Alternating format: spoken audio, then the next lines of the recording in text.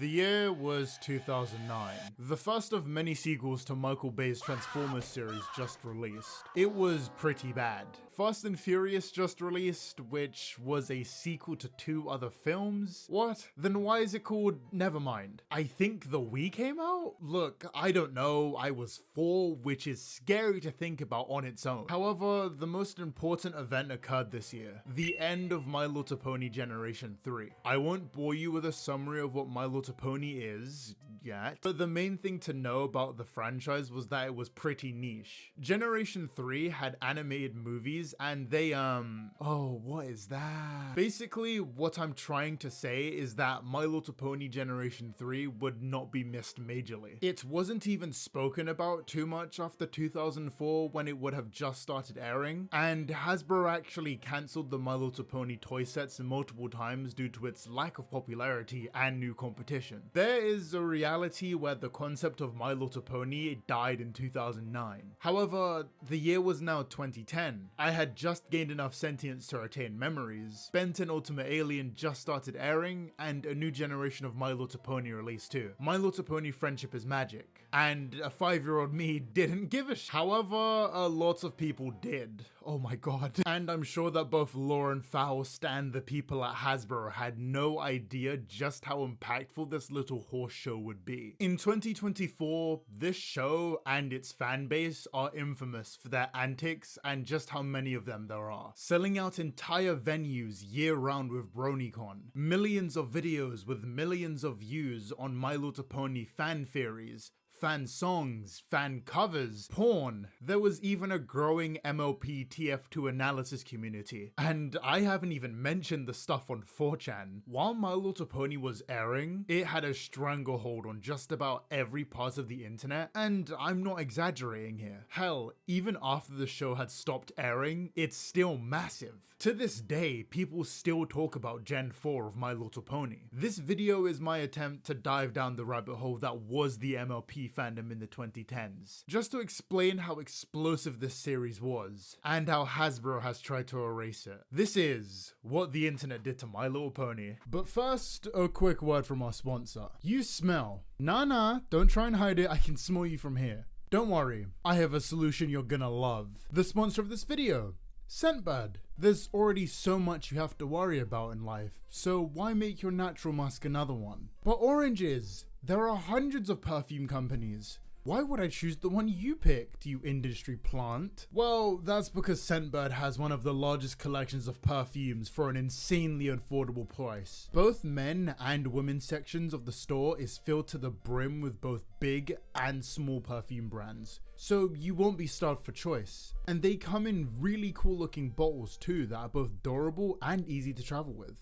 I think the best part is I end up getting 3 of these every month for only $17. Now I get to try out designer fragrances for a super affordable price on a monthly subscription before buying the real thing. And if that isn't working out for you, you're able to cancel it at any time. If this sounds enticing to you at all and you live in either the US or Canada, then try out Scentbird using my code DBO at checkout for a whopping 55% off Scentbird. It'll just be over $7 for your first month.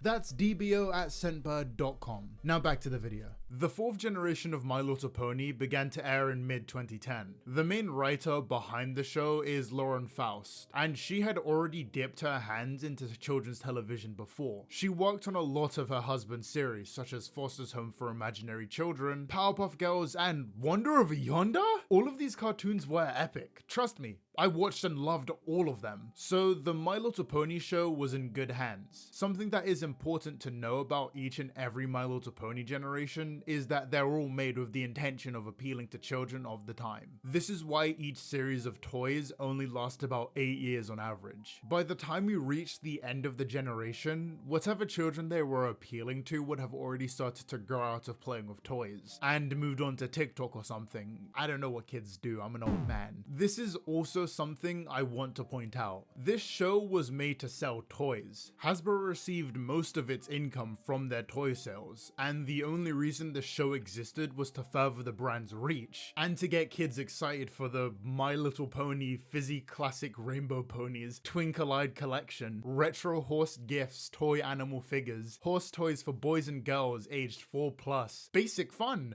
35296. The show could have been episodic nonsense that has more grandiose moments every season to meet a toy profit quota, but Lauren had other plans. Lauren had been a fan of My Little Pony since she was a child. She'd save up all of her money just to buy the new yearly sets. But what was actually really funny was that Lauren didn't like generations 1 to 3 of the My Little Pony shows. I actually didn't like the show when I was little. I watched a few episodes. I thought they were too babyish. I thought the world building was really weak. So you had notes, huh? I had notes. I was 8 and I had notes. So she ended up just making up her own stories, which ended up inspiring her initial pitch to Hasbro for the show. She was originally worried about working for a toy company. It's a tale as old as time, where a writer would get screwed over just to push more toys. Thankfully, the people Lauren was working with trusted that she could make a good show. I decided to give it a go, and I even was like, every step of the way, I was very, this will be the meeting where it goes bad, and it just didn't happen. But my initial pitch, when I was first putting the materials together, I dug out my ponies from my childhood. I went through all of them, and all the memories came flooding back of who this one was and who this one was and what their personality was and what that little symbol on their butt meant. Because I think that's what inspired me most about anything when I was a kid. It's like the one that had lightning bolts on her butt, those lightning bolts say something about who she is. The one that has butterflies on her butt, that says something about who she is. Lauren tried her best to make an engaging show for everyone, ignoring market research whenever she could because she knew that this show could appeal to everyone. On the surface, My Little Pony is a sparkly girl show with no depth, and it's also for girls, if I didn't make that clear enough. But once you actually watch the show, it was a lot deeper. My Little Pony Friendship is Magic takes place in the very fictional world of Equestria, and also other places too, but that isn't important for the plot synopsis. We follow the main 6: Twilight Sparkle, Applejack, Fluttershy, Rarity, Pinkie Pie, and Rainbow Dash. These 6 also represent the elements of harmony: magic, honesty, kindness, generosity, laughter, and loyalty. All things you should have in friendship. Do you get it? That's why the magic is friendship. Once again, this is a very childish idea, but what ends up saving it is the fact that Lauren gave these characters depth. Twilight Sparkle is the living definition of being neurodivergent. No social skills, and she's a nerd. She acts as the show's main focal point as she is sent to Ponyville by Equestria's main monarch, Princess Celestia, and has to learn to make time for other things that aren't books and magic. With Twilight starting off the series by being incredibly apprehensive to this, she doesn't really get the whole point of friendship at first, but after the first episode of the show, she does begin to build these bonds with the main 6. And also a minority! That's weird! Silly black people. They always think they can accomplish everything by just sitting around. Twilight also has flaws, and a lot of this is seen in her tendency to overthink literally everything. This has happened multiple times throughout the series where her overthinking disrupts her life more than the original problem. Like the episode where Twilight can't find a friendship problem to solve and goes absolutely apeshit over it. Ooh, you're going to like Smarty Pants, and you're going to like her more than anything. The one it needed spell.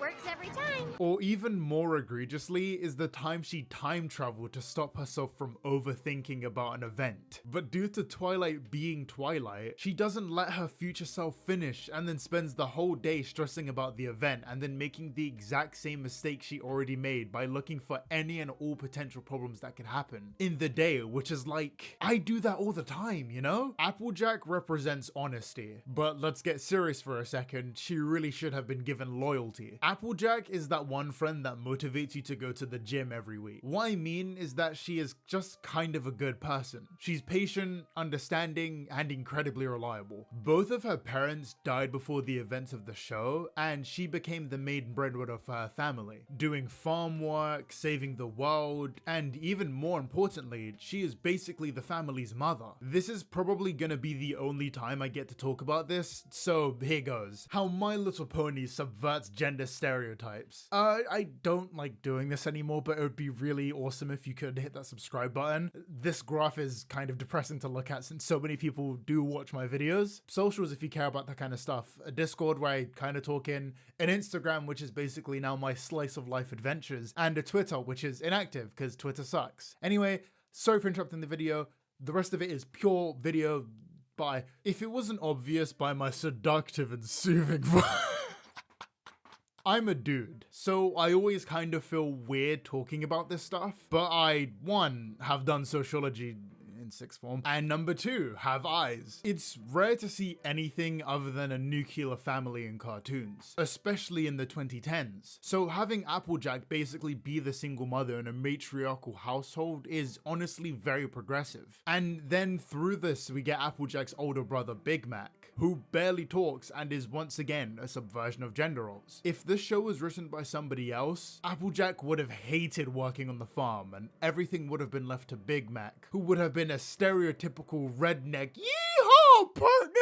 I would like to apologize to the cowboys I have offended with my very well done impression of what I believe anyone and everyone from Texas sounds like. The show doesn't do that and it's better for it. Applejack is a tomboy and actually enjoys what she does. And I'm sure there are people like Applejack and can relate to her. For people who don't believe me, oh, just wait or skip here if you're impatient and hate fun. Oh, right, her element. Honesty is a very rare thing in the world. No one is really honest with one another 100% of the time. And people who take brutal honesty to its extreme just end up being shit to their friends. Which in retrospect is why Rainbow Dash isn't the element of harmony. Honesty to me isn't telling everyone the objective truth during every waking hour of the day. It's telling people what they need to hear to better themselves, which is why I like the episode Leap of Faith so much. These slimy pieces of shit, after having this pointed out to me, I never actually explained what is wrong with these two. Imagine like AI bros but for farming. The Apple twins managed to sell some type of snake oil to Applejack's grandma, which placebos her into thinking that she is capable of pulling off these insane feats at her old age. Once Applejack catches wind of this, she is left with 2 options. Tell Granny the truth and potentially crush her and many other people's confidence, or allow them to live in ignorance and have someone eventually get hurt by this fake tonic.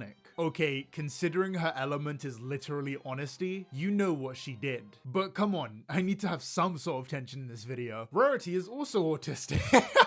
I didn't realize how funny that sounded until I said it out loud. She's vain, ambitious, but also loves sharing her hyperfixations with everyone else. True generosity. Rarity is obviously a lot more nuanced than that, and that's seen when her generosity is brought to its extreme. Rarity has a very unique problem where a lot of her cliche personality traits are in direct odds of her harmony. Now, this usually isn't a problem for the plot because this would be a very different show, but it gives her a uniqueness that isn't really seen with the rest of the main 6. I'm recording this and I've just now realized I had the chance to make a Rarity joke with the uniqueness. I'm kicking myself. This is seen when she completely balks a sister event she has to go on due to her not wanting to come near dirt. However, she will always sacrifice herself for her friends. She completely disregards her own personal taste on the matter, sucks it up, and helps her sister win that race. She can also be way too generous sometimes when it comes to her friends, as seen when she designs dresses for a ball and listens to every single one of her friends' demands, creating these monstrosities, but But she does this because she's generous. Shit people taking advantage of her generosity. Instead of becoming a bitter character, she beats that person anyway and basically looks at the camera and says, "I stand on business." And that's pretty cool. 20% cooler. Okay, I'll go. Rainbow Dash is a ride or die. Egotistical asshole on the surface, but if you're buddies with her, she's always gonna be there for you. The originator of maybe the most unfunny meme ever. Rainbow Dash just kind of does things sometimes. She is easily the most confident in her abilities since she's the originator of the Double Rainbow, which is this major event that literally kicked off the main six's character arcs. No, I'm not kidding. In season 6, a character time travels to stop Rainbow Dash from doing this, which causes a Pony World War. This is real. I promise this is real. It's very clear to see where she gets that confidence from, and this is also where a lot of her conflict comes from. You know, because the words egotistical and asshole are suddenly good descripting words for people. While recovering from an illness, she gets into reading books and is horrified believing that she is now an egghead, because reading to a lot of people is seen as this thing only nerds do, because being literate is nerdy now. She spends the rest of the episode coming to terms with the fact that reading is actually pretty cool, and it's fine that she enjoys it. Same kind of premise when she finally gets a pet who is the antithesis to everything Rainbow Dash thinks she is. Tank is a turtle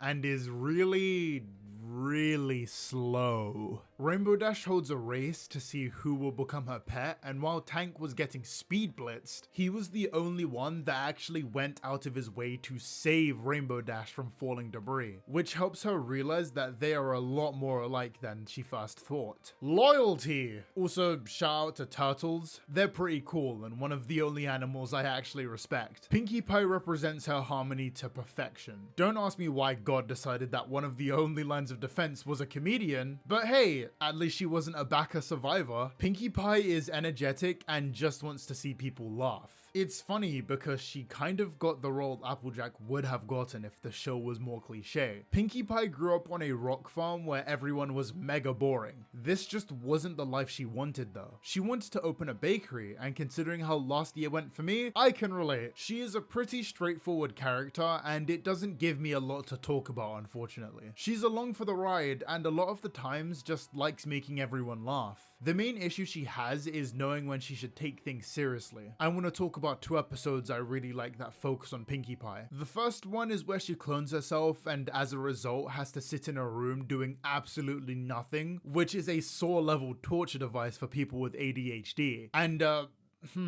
I can't really think of anything else really worth talking about. That's all I can really say about Pinkie Pie, to be honest. However, there's a lot I can say about Fluttershy. Originally, I was going to bring up the things I thought of myself, but after reading someone's blog from 2014, he actually pointed something out for me. I've linked it in the description because it's a really good read and only like 4 people have seen this. Major props to Haley Ukulele if you're watching this. Fluttershy, like Pinkie Pie, is at constant odds with her harmony of kindness. And this is because she is a stereotypical doormat. Quiet, punchable, I don't know. She gives off the vibe that someone could push her down a flight of stairs and she would apologize. She can never say no to anyone, and this causes her to get into major situations she doesn't like. She gets abused by her pet rabbit and gets clowned on by this thing for nearly an entire episode. But eventually, she starts taking these classes that teach her to be more assertive, which translates into her turning into a massive asshole. Haley Ukulele makes a very neat connection between this and male privilege, where you walk over everybody because you haven't bothered to look down to see them. Haley claims this episode is still problematic on its own, and I strongly disagree. I think the episode does an excellent job portraying the good and bad ways to be assertive, ones that greatly reflect real life. Iron Will is like every guy who calls himself an alpha male, and Fluttershy represents a lot of the internet's interpretation of a girl boss. For these alpha for males, it's the feeling of looking weak in any interaction and making sure everyone understands that you are the man.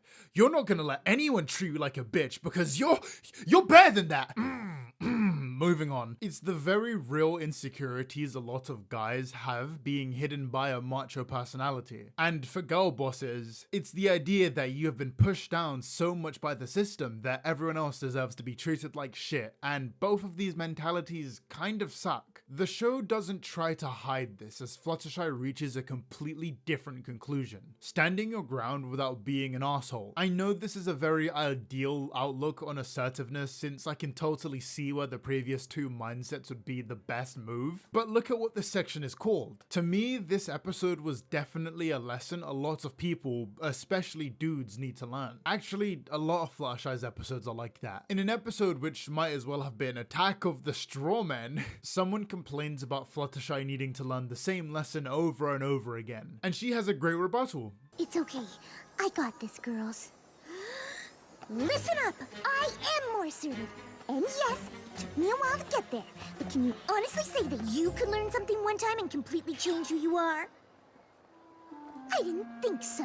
Change is a long process, and just because you learn something once doesn't mean you'll be ready to put it into practice. That's also a great lesson for everyone. God, she's such a good character. This type of depth is seen in nearly every character that is seen more than once. The Cutie Mark Crusaders going on a 5-season journey to figure out what their cutie marks are and what their purpose is. Or Lyra and Bonbon, two side characters who are adored by the fandom for being a lesbian couple. Princess Luna's deep resentment of herself due to her actions as Nightmare Moon, which is actually a pretty clever name once you realize how it's spelled. These characters were used to teach people real life lessons, like forgiving yourself, or the multi-season redemption arc Discord ends up going on, where he betrays his new life thinking that he wants to return to the way he is, only to see that that person that he was bad and the people that he associated with didn't care about him. That one hits a little too close to home. What a minority is. Silly black people. I can't think of a third thing. And while the show has a majority female cast, these lessons are universal and it shows. I've mentioned in passing how Lauren thought this show would appeal to everyone. If you have been on the internet for more than 2 seconds, then you know that there is a large amount of male fans of My Little Pony. Male fans of shows that are perceived to be only for girls isn't new. And the opposite also occurred with Young Justice. But I have never seen so many as vocal as the male fans of My Little Pony. And I think that's due to a phenomenon Durkheim described in my A-level sociology book.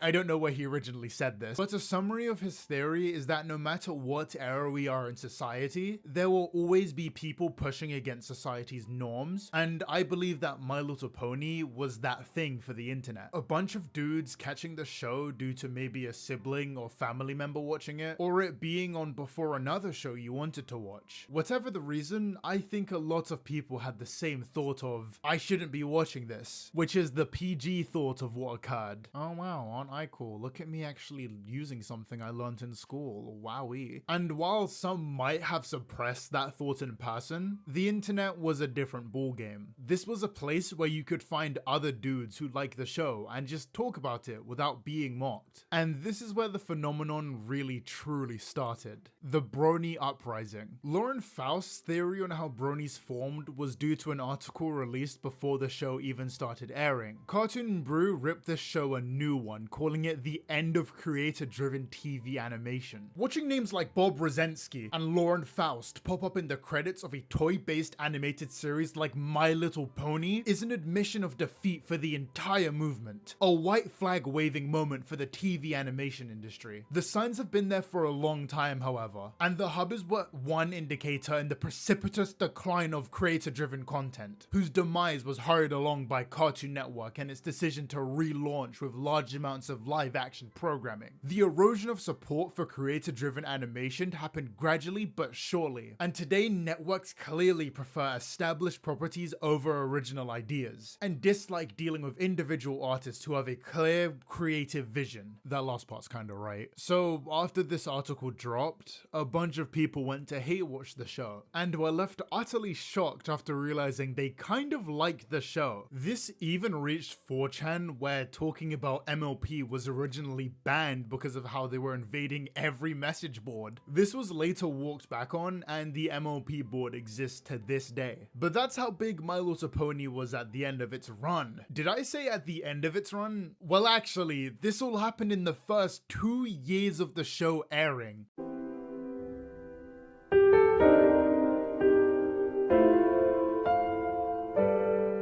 That's nuts. And even now, we've barely scratched the surface. Each generation of My Little Pony is made to attract a new generation of kids each time. This generation happened to be during the internet age, and because of that, it mutated and evolved with the internet, and specifically for this section, YouTube and internet forums. By the time My Little Pony ended, you couldn't go anywhere without seeing some type of animations or song cover. Something I found out like yesterday is that the Living Tombstone got their start making My Little Pony fan remixes. An animation I remember from my childhood is Sonic vs. Rainbow Dash, and for the life of me, I can't remember what happened to its creator. At the time of writing, this video had 77 million views. That's crazy! And that isn't an outlier either. 57 million views, 4 million views, 22 million views. I am so fucking jealous.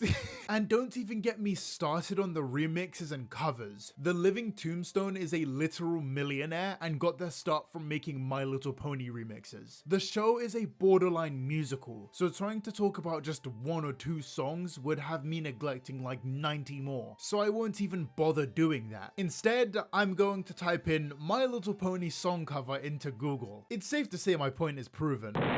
But I went a little bit further. I went and asked my Discord server a few questions about the show, and this further backs up what I'm saying. People saying that they got involved in the show because their little sibling or one of their family members was watching it, and then they got super involved in the fan base. Ignore question 4. It clearly isn't an anomaly when so many people share the exact same experience. Also, you should join my Discord. It's great. I do VCs in there occasionally.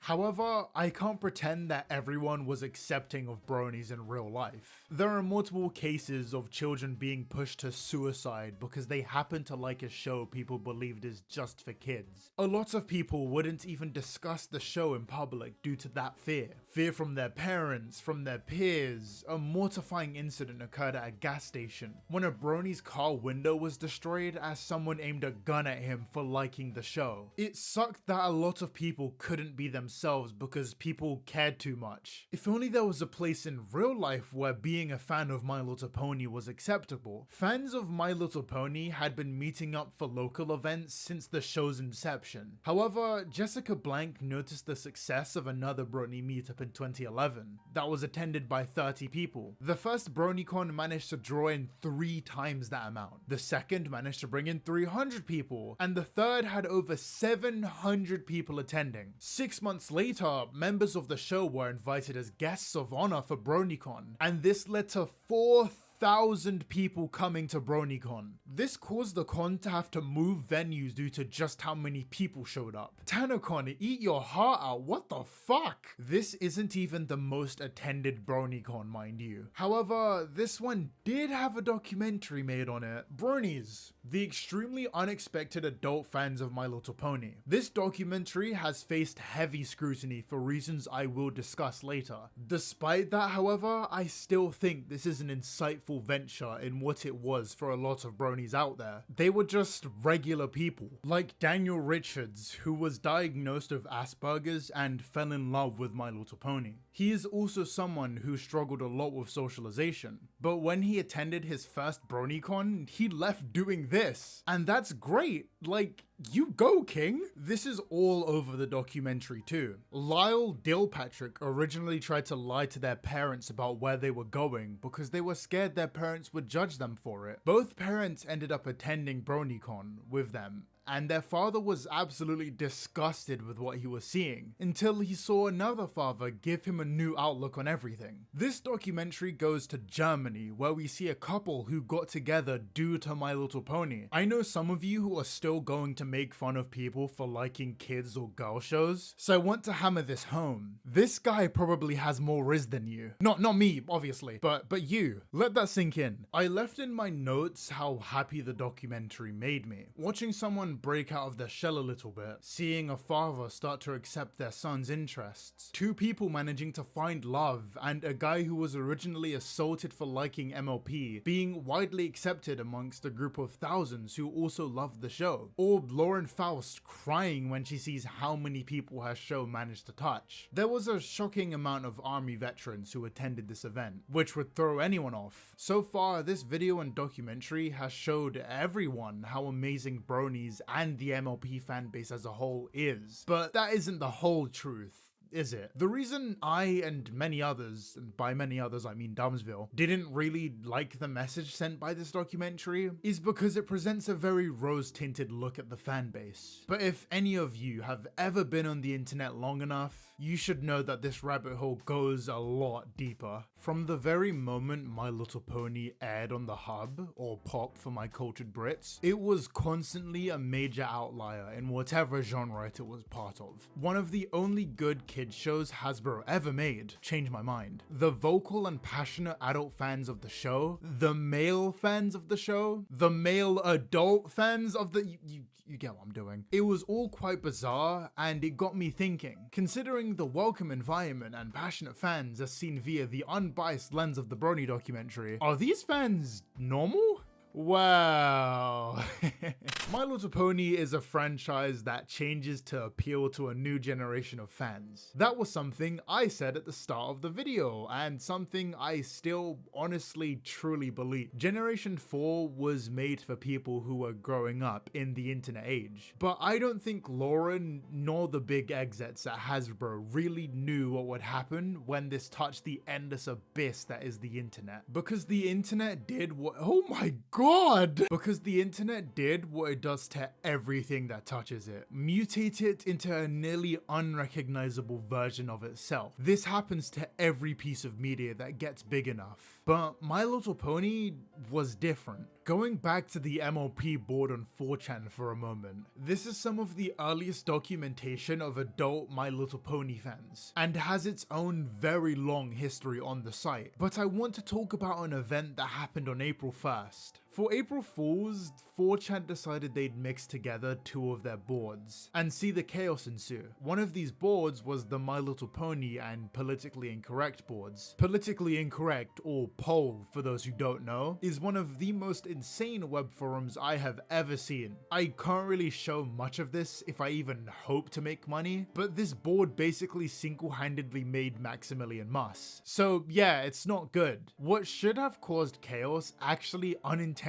caused the opposite. People liked the merging of the boards and weren't happy to see it go. And this led to another weird effect. The humor of POL mixing with My Little Pony. I hit the mic. This led to the discussion of pony racism? Am I reading that right? Pony racism and the discussion of a pony master race. This led to the creation of Ariane, the pony. The pony OC of the concept of This pony Sona has thousands of art pieces all over the internet, and a one-shot being posted that ends with the ponies of Ponyville starting an uprising against their oppressive mayor due to the differing viewpoints on cutie marks. I never thought I'd have to say this in a My Little Pony video of all places, but being a is bad. There is no master race, and if there is, it's the one I'm part of. Just look at me, I'm perfect. What I described might feel like a fever dream, but I promise you I will stop when I start telling lies, because everything I described really just happened. It was all so bizarre to me, so bizarre that this weird little subsection came from My Little Pony, but we're just getting started. My Little Dashi is an animation made by the YouTuber named StormXF3. This mini-movie had a small Rainbow Dash being brought into the real world and adopted by a human after losing her memory. It ends with them having to part ways after the main six show up to get her and restore restore her memories. The video sits at 10 million views and has received a lot of praise from the fandom for the amount of effort that went into animating this, and the very emotional ending. There was a large part of the fanbase dedicated to giving each background character some sort of complex lore and characterization. One character went out of their way to make an entire animation for a character called... I actually can't find the character name. I had it in post, don't worry. This animation was shot down by Hasbro, which actually is a whole other thing. But back on topic, the writers of the show eventually acknowledged this and went out of their way to make an episode canonizing a lot of these ponies. This wasn't the only time fans' work had been put into the show. As a child who was suffering from cancer had their OC put into the show for their Make-A-Wish, which is really pure. I'm sure everyone was respectful about this. Fallout Equestria is an AU that merges the world of Fallout with My Little Pony. I don't know what insane person thought of this, and I don't want to, but someone decided to create a 45 chapter book that is nearly 700 words altogether. This also has its own legions of fans that create fan art, fan dubbing of the original novel, which was downloadable at Kindle at one point. It's honestly as good as you'll get when trying to mix these two concepts together. Someone on the 2B2T server, you know, the oldest Minecraft Anarchy server that has no relation to My Little Pony? Yeah, that one. So someone decided to make a sound note of the first 4 chapters of the AU. It's already very impressive that someone actually did that. It's even more impressive that someone did that on an Anarchy server. At one point, there was a thing called Bronies the Musical, which is exactly what it sounds like, so I will save the description. This was truly where the bronification of all media began, and the internet still hasn't fully recovered from this. If it existed, there was a strong chance there was a pony version of it. Here, I'll just type in something random right now and add the word pony OC to it to see what happens. I'm gonna just type in like, oh, Yu-Gi-Oh! My Little Pony.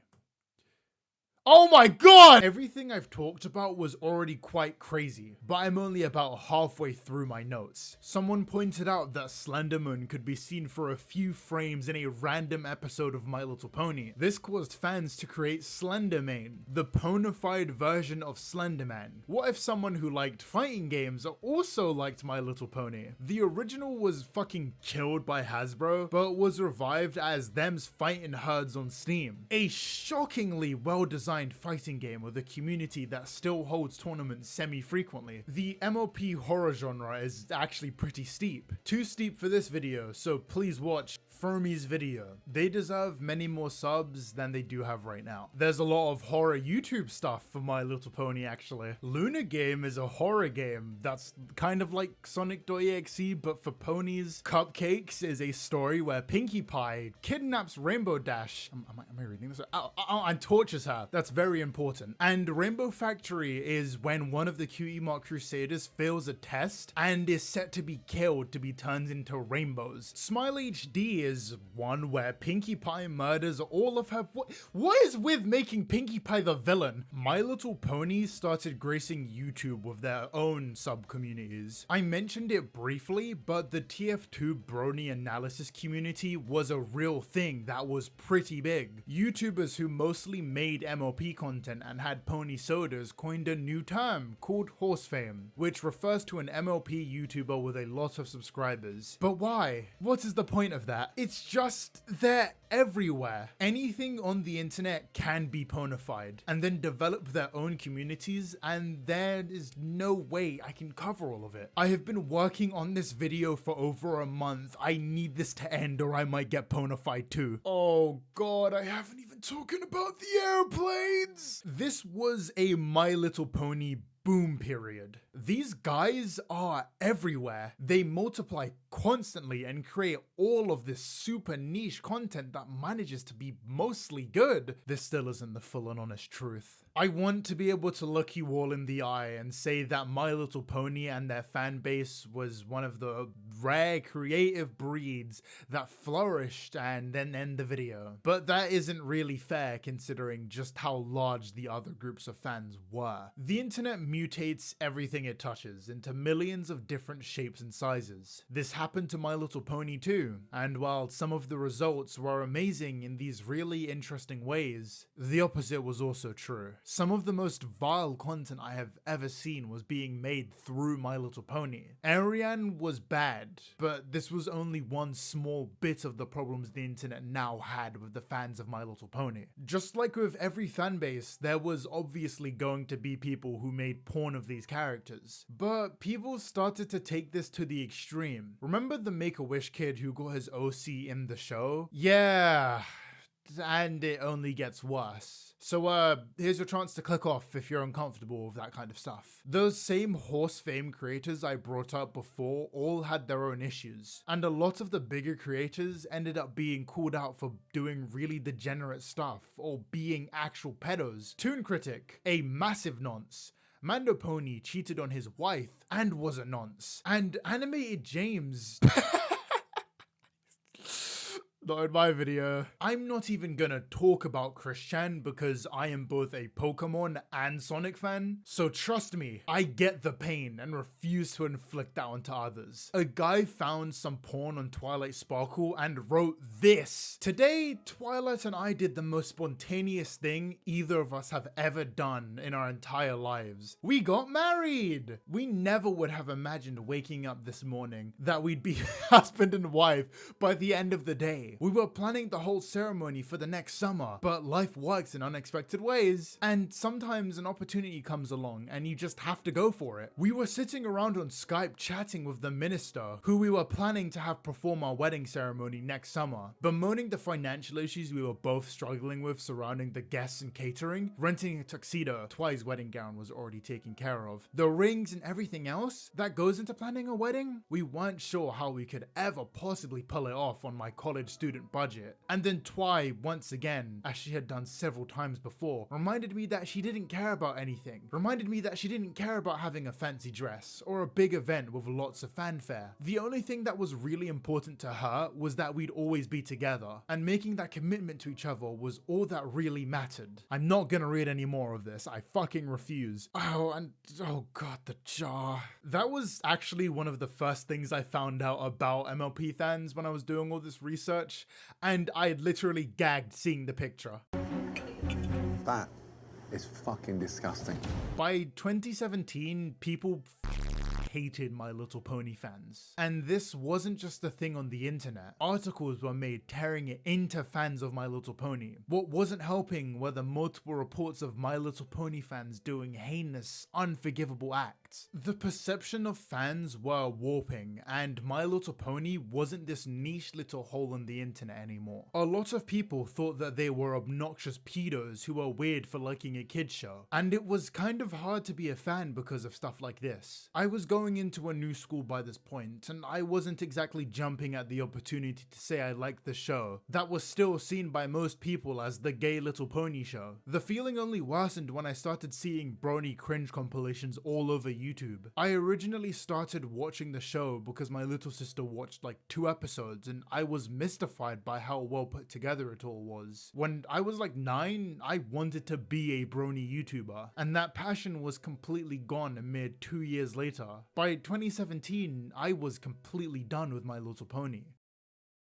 But the story didn't end just because I was done. My Little Pony would end in 2019. This obviously wasn't exactly good news for people who liked the show, but the 8 years it was on TV for were magical. That wasn't supposed to be a pun. The show and its fans were an endless stream of content that could unite anyone and everyone, and for 8 years, MLP and its fans changed the internet. But after 8 years, after so many controversies and so many issues that plagued the fan base, the peak of My Little Pony was ending along with the show. This is one of the reasons why 2019 would be the final year for BronyCon. Sheva Goldberg cited a fading enthusiasm for fans of the show as the main reason, and it's not hard to see why they felt this way. The internet was supposed to be a lot of these people's escape from the bullying they received for liking the show, but now more hate than ever before was being levied at them. Hate that was sometimes justified, but for for most of the part,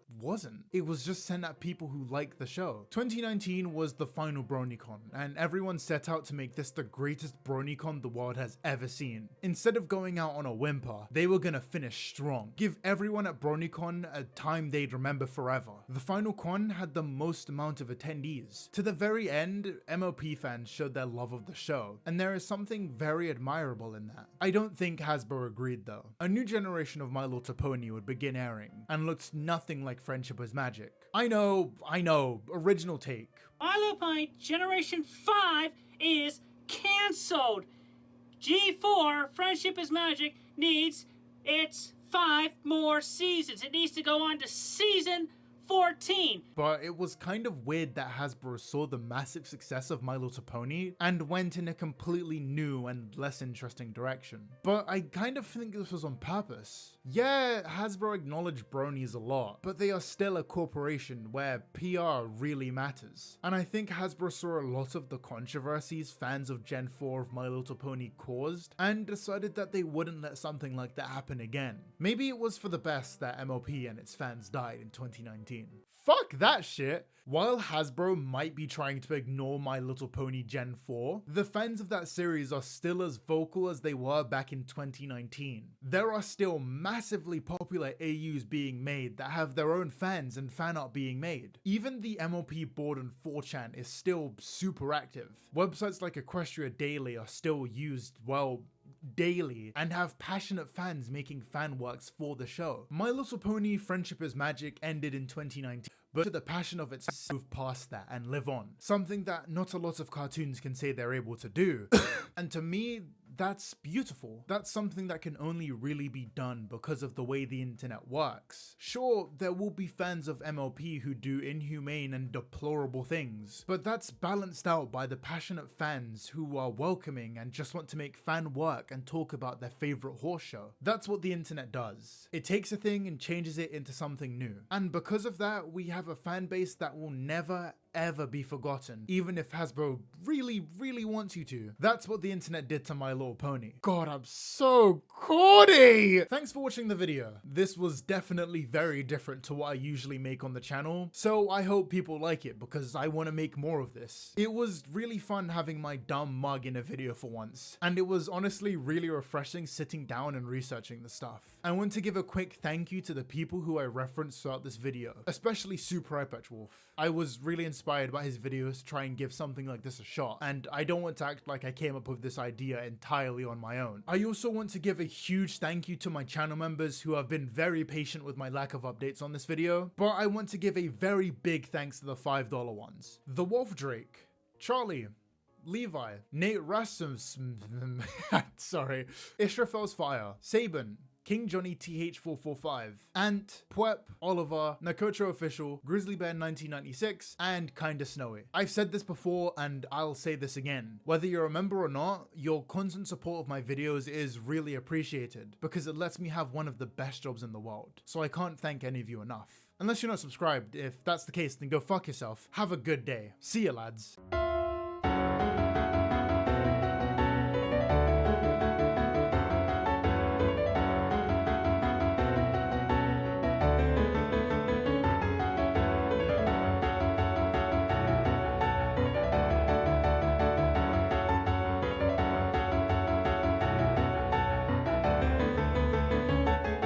Also reminding you all once again to check out Scentbird. Out of any of my sponsors, they were my favorite to work with since I can actually imagine myself using their product. I really hope this video does well so I can work with them in the future. If you want to help that, then please use my code at checkout for the discount. They have the Bored Oranges stamp of approval.